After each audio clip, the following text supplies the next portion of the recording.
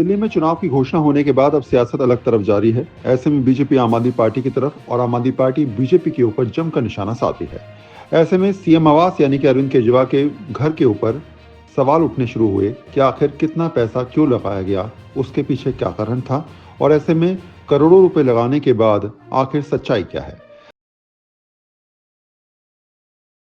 PWD के पास ये जो है वो आवास है, उपराज्यपाल की परमिशन के बिना आप अंदर जा नहीं सकते। कल चीफ सेक्रेटरी की तरफ से भी स्पष्ट तौर पे पीडब्ल्यूडी को निर्देश दिए गए थे कि कोई भी बिना परमिशन के, बिना इजाज़त के जो है वो यहाँ पर अंदर नहीं जा पाएगा। इसलिए आप देखेंगे तो फिलहाल बैरिकेटिंग की गई है और बहुत स्थिति साफ है कि आप ये समझ के चलिए कि इस समय लगातार बीजेपी एक के बाद एक रोजाना प्रेस कॉन्फ्रेंस करके समझाने की कोशिश करी थी कि जिस व्यक्ति ने कहा कि हम जो है गाड़ी नहीं चाहते, हम जो है वो बड़ा मकान नहीं चाहते, ऐसे में वो रिनोवेशन क्या है, किस तरीके का है, इस पर सवाल लगातार बीजेपी उठाती नजर आई थी। और एक बात और भी समझिए कि शायद यही वजह है कि अभी की स्थिति देखते हुए इस समय जो हालात हैं चुनावों में, आम आदमी पार्टी जानती है कि कोई भी मुद्दा आपको डैमेज करा सकता है, इसलिए संजय सिंह ने ये मुद्दा उठाया। लेकिन सवाल ये उठता है कि जब आप अंदर जा ही नहीं सकते तो ऐसे में आप किस तरीके से तस्वीर पेश करेंगे।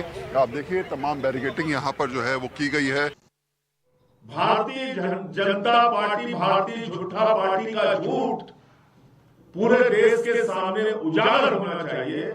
देश के प्रधानमंत्री जिन्होंने बड़े बड़े फैशन डिजाइनर्स को फेल कर दिया है, उनका राजमहल देखने भी चले गए। राजमहल के अंदर उनके 5000 सूट भी देखने चले गए। उनके 6700 जोड़ी जूते भी देखने चले गए। 200 करोड़ का झूमर जो लगा हुआ है, जिसमें हीरे जड़े हुए हैं, वो झूमर भी देखने चले गए। और आप जानते हैं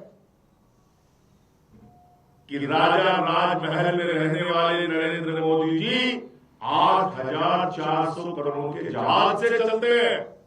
इसके जवाब में बीजेपी ने भी जमकर निशाना साधा। बीजेपी ने कहा आखिर आपको तब क्यों नहीं याद आई जब सीएम आवास में अरविंद केजरीवाल रहते थे।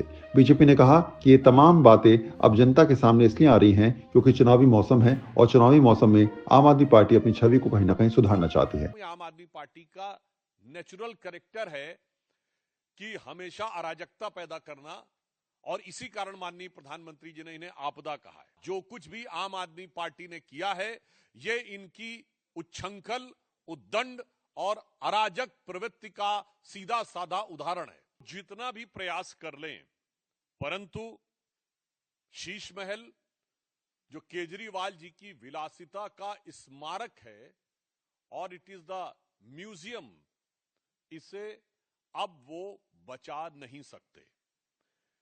दिल्ली की जनता को जिस निर्लज्जता के साथ लूटकर इस शीश महल का में अनेक प्रकार की सुख भोग की वस्तुओं का संग्रहालय बनाया गया, उस हकीकत से वो बच नहीं सकते। दिल्ली की सियासत में चुनावी मौसम में एक दूसरे पर आरोप प्रत्यारोप चलते रहेंगे, लेकिन ये साफ है कि जनता जानती है कि आखिर मुद्दों की राजनीति अगर की जाए तो उससे बेहतर क्यों ना कुछ हो। शायद यही वजह है कि चाहे शीश महल की बात हो या राजमहल की बात हो, आखिर जनता जानती है कि सियासत में उसके मुद्दों की बात जो करेगा वही बेहतर साबित होगा।